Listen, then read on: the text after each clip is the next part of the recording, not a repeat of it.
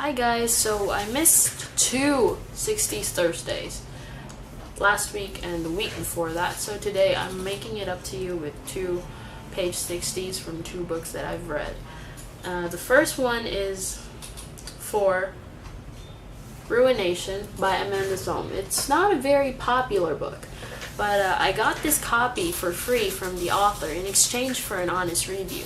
And I actually finished this book, and it's a really nice book, and I'm about to do a book talk on it actually, but I'm kind of busy with school, so I haven't actually done it yet. But yeah, so this is page 60 from Ruination by Amanda Thome. You pretty much know it all, Nessa, except for my hygiene routines, which I'll keep to myself. Thank you very much. Tell me something I don't know, seriously. Using dangerous words like seriously could get you in trouble, young lady. I shoot him a sideways glance before I push harder. Come on, I really want to hear something new. Anything to take my mind off the leap. I turn on a flirtatious smile to soften him. Okay, he finally breaks. I roll on my side to cradle my head. Our family has a mark, he says. Don't most? I interrupt. Yeah, except I got the mark. When? I can't believe he's never told me. It was actually right after we met. I instinctively lower my eyes. Our first meeting carries so many emotions, most too painful to think about. That afternoon, after I found the healer, I went to pick you flowers. I smile, remembering him holding them. The way the colors captured my eyes was like water capturing the sun. I'd seen my dad bring my mom flowers before. It made her happy. He laughs. I'd gotten the bunch and was on my way back when I saw a den. He pauses to remember. I heard whimpering, so I went to it. There was this starving kit. It had been abandoned. My heart unexpectedly aches for the abandoned fox, like a part of me could relate to it. Oh, that's really one of the nicer parts of the novel. So that was for 2 weeks ago. Yes, I'm probably uploading the book talk for that sometime within this week as well. And the next one we're gonna do is page 60 of James Dashner's The Maze Runner. So some of you may have enjoyed this book like I did, and some others may not have enjoyed it, but I think it's a pretty easy book to read, especially for those who are considering going into more serious reading. You could start with this book and then continue on with the next books in the series. So we're gonna read page 60 of this one, and yeah, the font is kind of small, so it's kind of long, but yeah. So here it is. Thomas spent the morning with the keeper of the gardens, working his butt off, as Newt would have said. Zart was the tall, black-haired kid who'd stood at the front of the pole during Ben's banishment, and who, for some odd reason, smelled like sour milk. He didn't say much, but showed Thomas the ropes until he could start working on his own. Weeding, pruning an apricot tree, planting squash and zucchini seeds, picking veggies.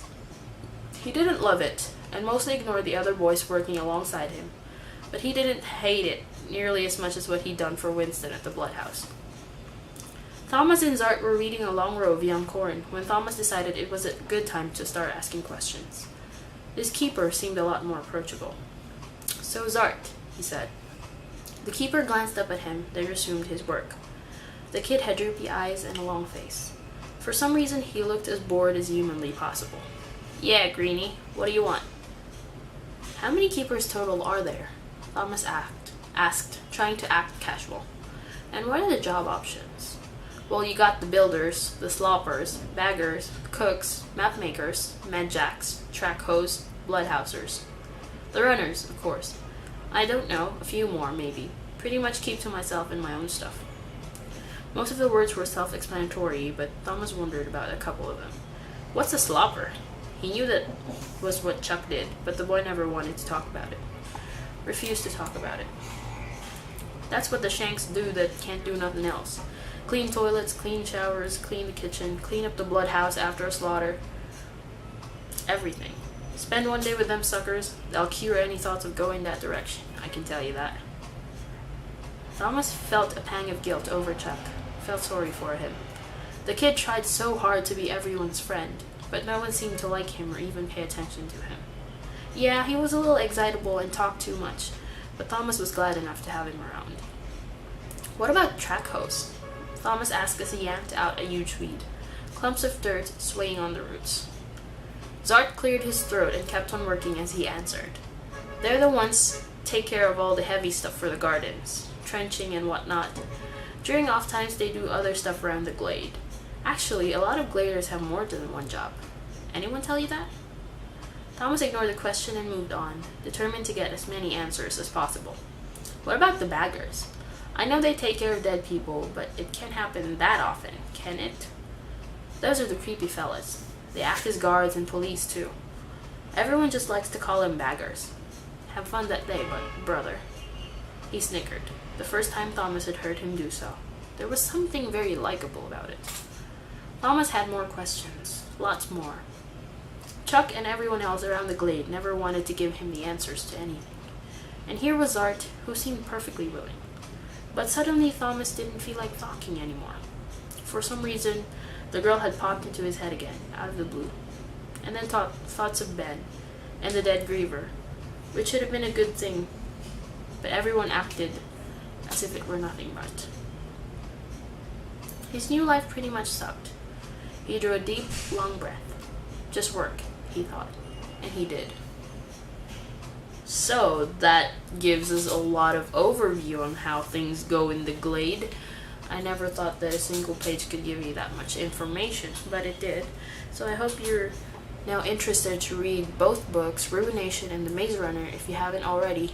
I don't know if Amanda is still accepting requests for EPUB or Mobi copies for Ruination, but if she is, you should give it a go.